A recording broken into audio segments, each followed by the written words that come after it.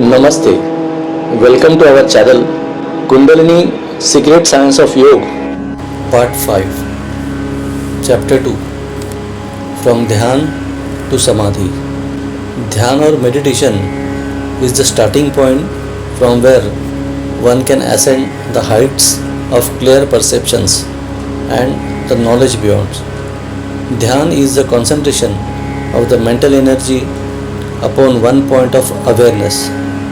The constitution of mind is such that it cannot calm itself on one point of consciousness needed for dhyan.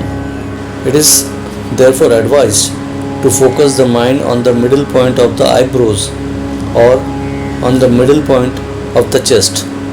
The middle point of the eyebrows is the best as the instrument of knowledge which is ready to accept the stimulus is there.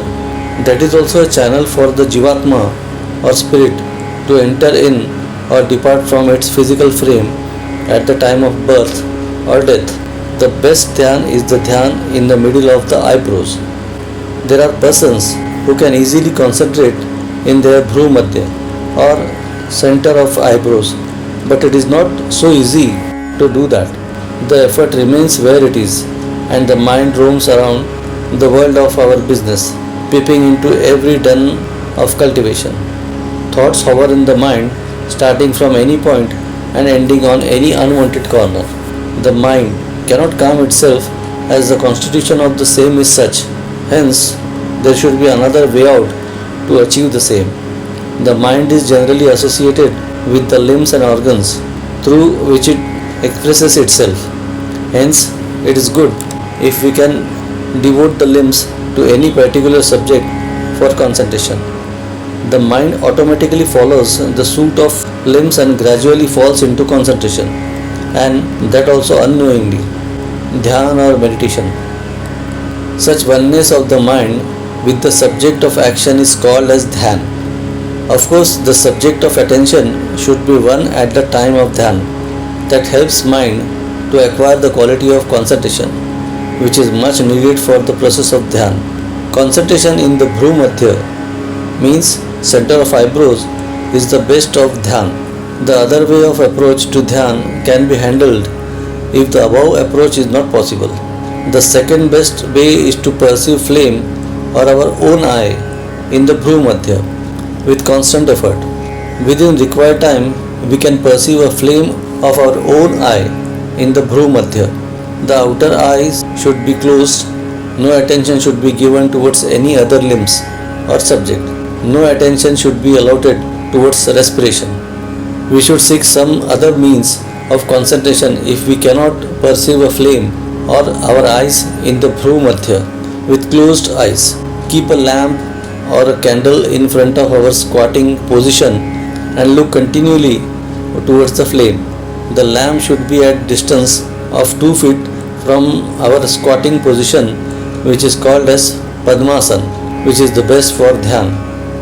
Pose yourself in that Padmasana, which can be attained through continuous study and cultivation needed for the same for a longer period. The height of the flame should be a bit below than the level of our eyes. Stare continuously at the flame, but the same difficulty again arises, that is, the mind again travel of different lands of thoughts. The best way to bring the mind to the stable state of concentration is that we should chant slowly some favorite spiritual stanzas in the melodious tune. The pitch of the chants should be neither very high nor too low.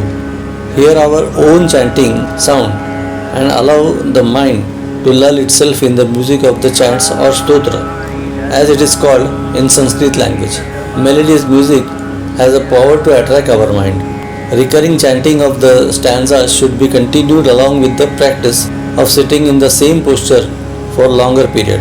The organs, namely the eyes, the mouth and the ears, are thus devoted to such study towards dhyan, which can ripe itself in due course of time. The first experience towards the dhyan is that we see some glimpses of light around the flame. These glimpses may appear in different colors, which are much brighter and lively than the colors we see in our mundane life. then the flame divides itself into two and we perceive two flames instead of one before us. The flame may again rejoin to form one flame. Such division and unification of the flame continues until we see some divine light around the flame. The aura of the light around the flame spreads out and again contracts within the flame. Such charming game of the aura around the flame continues for some days, and tears try to console the strain of staring at the flame. Tears also cease to flow out of the eyes, which are gradually half closed to the half portion of the eyeballs. The flame is not visible at such complacent pose of the eyelids, which may again cover the eyeballs. The flame and the aura are still seen with closed eyes. The sadhak, means aspirant, at this stage can forget the chant, the melodious spiritual song, which now has divined deep into the subconscious state of mind.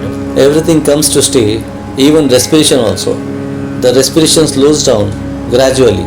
The sadhak at this stage loses his sense about the surrounding world. Even a loud noise, which was terribly troublesome to him previously, cannot disturb him from his oneness of mind, i.e. Dhyan.